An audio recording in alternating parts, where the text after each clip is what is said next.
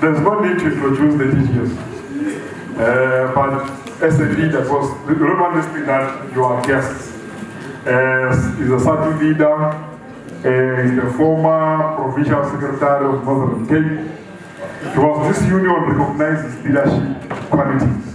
We don't look at where you come from. We look at what the leadership qualities you have, and we recognize them and we award you. For that, Comrade Dolopi has been here in SADTU for long, and he went through all the ranks in the Northern Cape until one day we said, no, the comrade is now ready to come international and to be a national leader.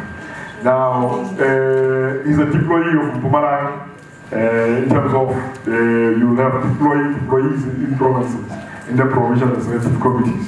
His home, Comrade Dolopi, welcome. Now, I'm a member, so I'm in membership organizing your party. We are a group of comrades. We're strong, but I'm going to strong. That's the awesome community.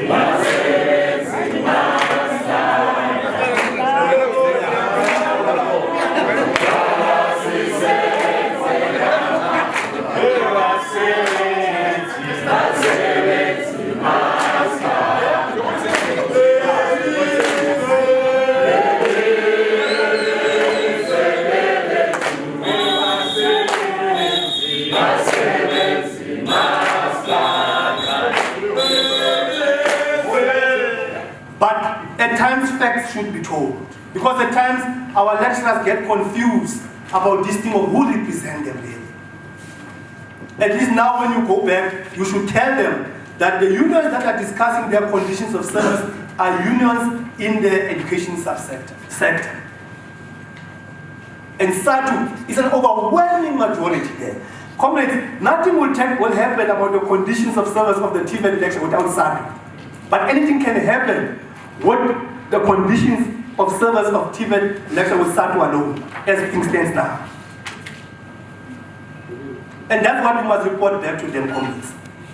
So they must know that we are the only voice for them.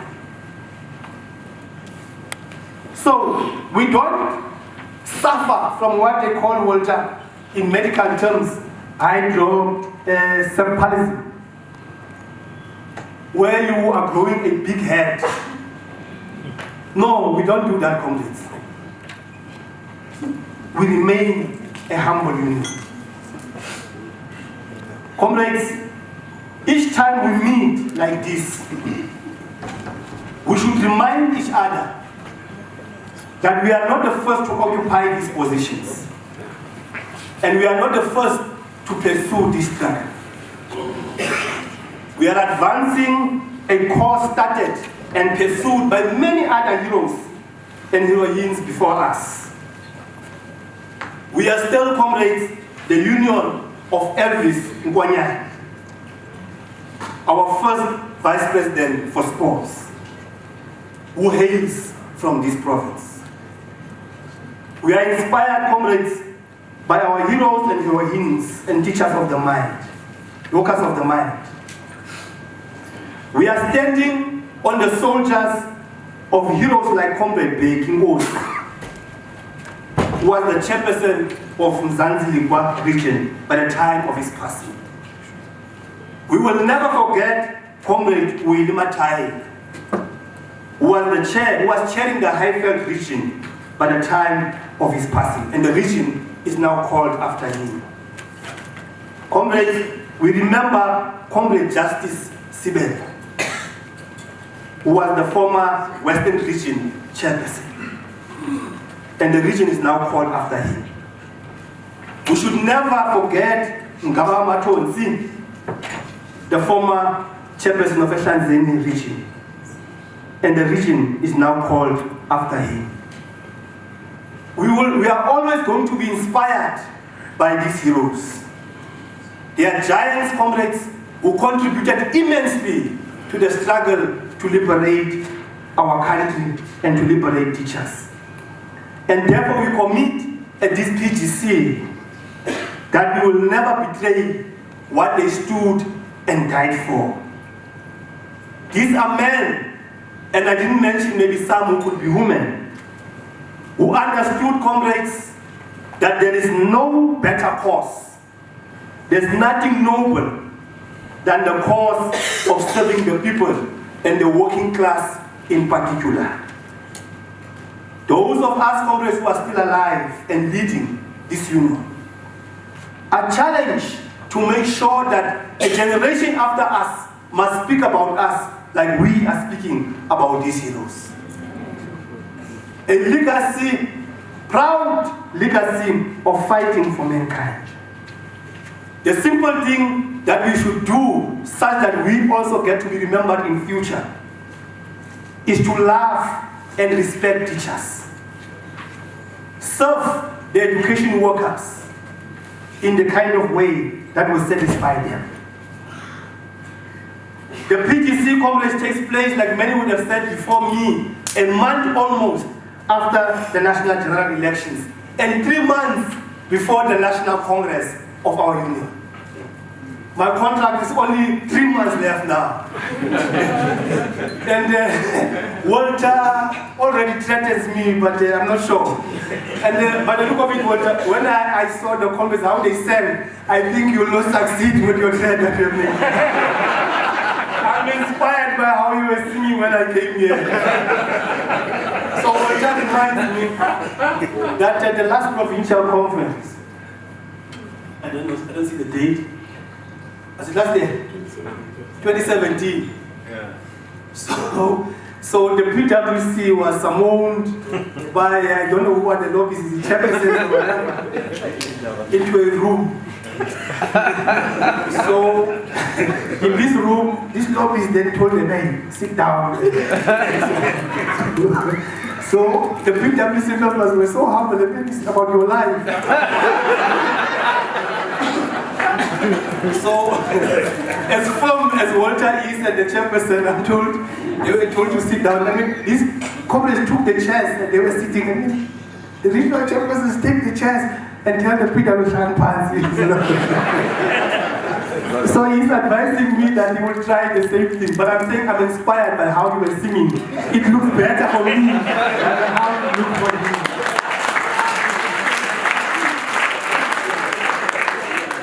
So when I will sit on the now I'm not sure about it, but we'll see.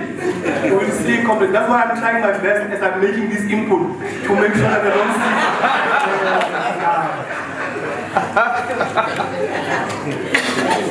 Congress, the National Congress is not just but another meeting. The National Congress is not about electing and or not electing of leaders. The National Congress is about a path we will decide on for the next 5 years. And therefore your PGC must then set the tone in terms of the quantity part of it. No, the quality part of it. Don't come there in numbers, comrades. You are a big province. But let there be a reconciliation between your quantity and your quality. And therefore your PGC must do that. Your motions that you will discuss from today to tomorrow will then determine the kind of SADTU we will have beyond 2019. Whether Dolopi is there or not, it's not a big issue, but it is an issue, but you will see. So, it's not a good thing to remove somebody who has tasted it, I must just tell you. So, let it not be an easy thing to remove those who have tasted it. So when I came in here, others were also commenting. I was like saying, why you dress so whatever? And some of them were saying, I'm not bad. You should go 3 months. So, yeah. So, comrades, let me just focus quickly on the elections, on the national general elections. And I will choose a different kind of approach to it. And I'm saying, comrades, don't share, we must start now with our elections, our preparations for the local government elections. In fact, here at this PGC, SADTU must start with her own program in preparation for the local government elections in 2021. There were messages, comrades, that were very, very problematic during these elections. If we are not able to identify these messages, comrades, and package them properly, there is a risk of us reaching 2021 and still be confused and not be able to identify these messages properly. The reason why I want to focus on these messages is because there was a time where the working class was gathering. There was a time where these messages were like getting traction in South Africa. And the working class did not understand the messages for what they are. Let me start with the first message that was like a loud noise preceding the general elections. These comrades I characterize as a message of populist, a false left rhetoric, anarchist and demagogues, revolutionary sounding policies. They sound revolutionary, but they are not necessarily revolutionary. President Mandela continues, comrades, to say, the struggle that will free us is a long and hard job. Do not be deceived by men who talk big with no thought of tomorrow. Freedom is not just a matter of strong words. Neither is it simply brave men and hero deeds. Impatience, which makes men lose their heads, will not bring freedom. Close quote. I think we must take advice from this. That's the first current, comrades, that we're facing. The second one, comrades, was the neoliberal policy championed by the Democratic Alliance. The Democratic Alliance, comrades, is a project manager of monopoly capital in South Africa. They represent the interest of monopoly capital. They represent the interest of our oppressors as workers. They represent the interest of our exploiters. That's why it should be very strange. It's a very strange thing for a worker to support your oppressor. It is very strange for a worker to vote for an exploiter. The Democratic Alliance Congress champions austerity measures. They are the ones who are saying that the public service is bloated. They are the ones who are saying that our salaries are too high. They are the ones who are saying cut the salary bill. They are the ones who are saying privatize education, privatize health. They are the ones, comrades, who are saying no to the national health insurance. That's their policy. And therefore, if workers don't understand that, in 2021, you can still vote for your exploiters. Because you might be angry with one or two ANC leaders. You might even be prepared to vote for people who oppress you. Imagine the DA coming into power, comrades.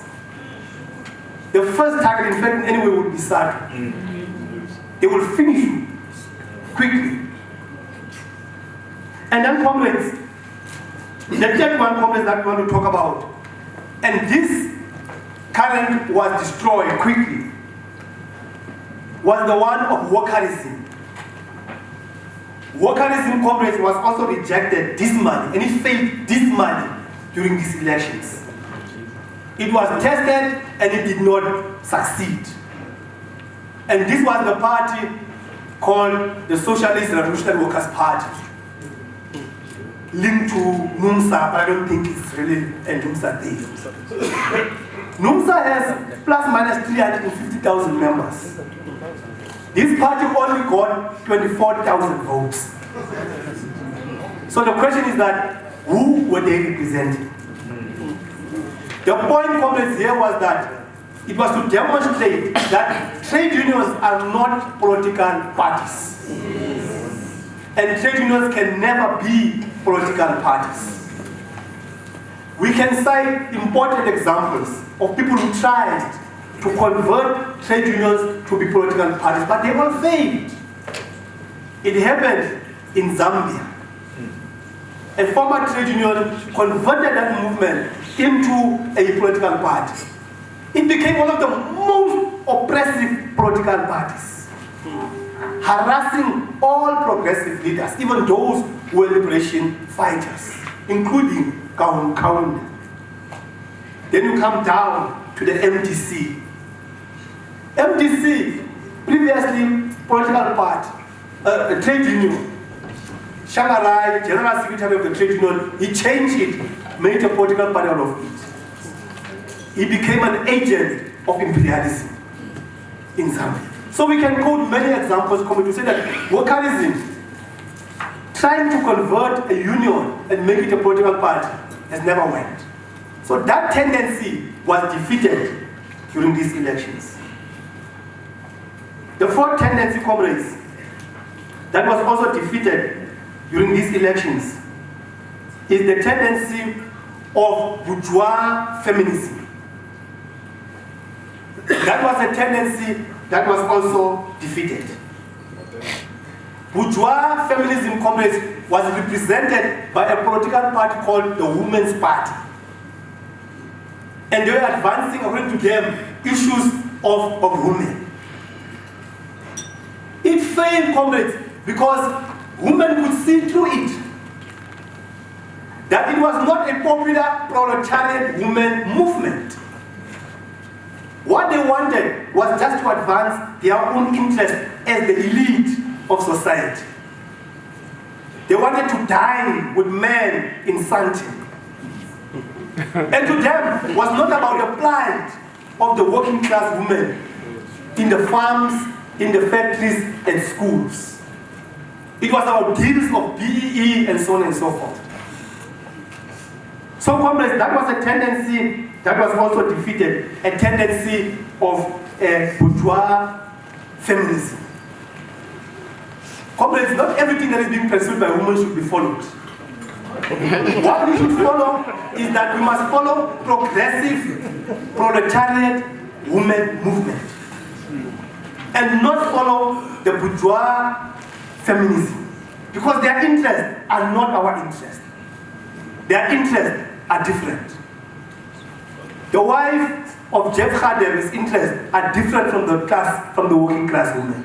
For her, it's about making deals, privatize ESCOM, IPPs, go to Botswana, get deals. So when they feel like men are not taking them serious, they form themselves into political organizations and abuse our plight as the proletariat women and present themselves as our representatives, whereas they are not. That tendency was also defeated now. Then, comrades, the other one that was also defeated was the narrow right-wing nationalist agenda, which was mostly advanced by the Freedom Front. Theirs being what Afrikaners should protect themselves. So that one was also defeated, even though they grew. The last one, comrades, was our own message, which is a progressive message led by the African National Congress. And I think, comrades, we must disabuse ourselves from this thing of feeling that we lost.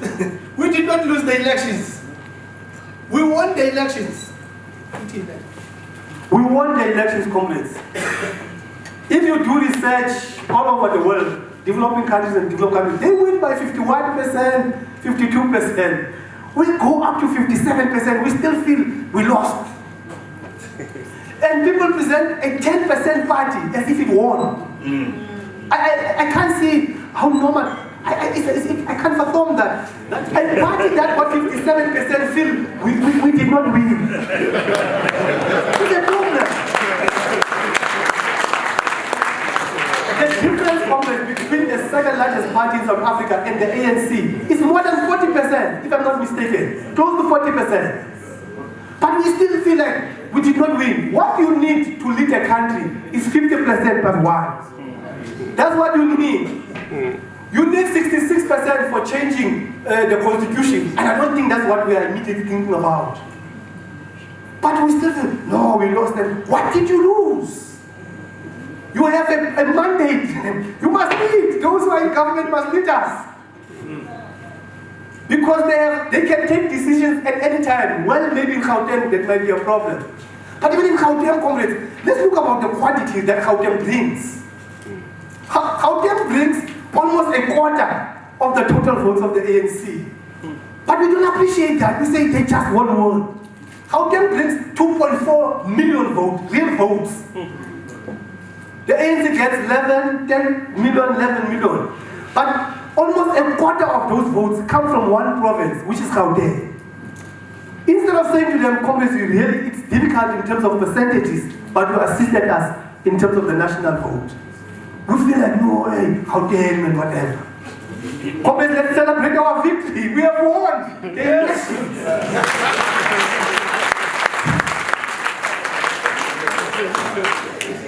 And the ANC must lead now on important tasks.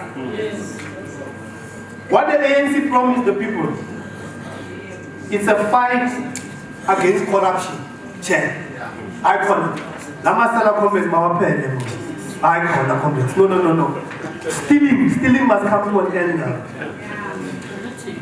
But comrades, they won't stop stealing.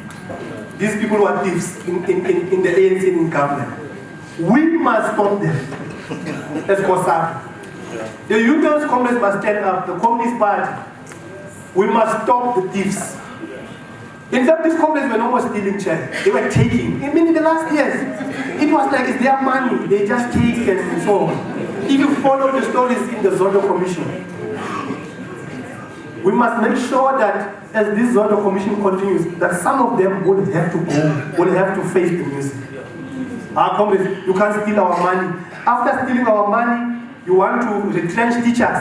And then you must accept it as normal. No. Comrades want us to understand that people stole our money. Now we must go at 55. No, comrades. No, it's not fair. It's not fair. When the children of the poor don't have toilets, don't have classrooms, don't have laboratories, people want us to understand it can't be. Those who stole must go to jail.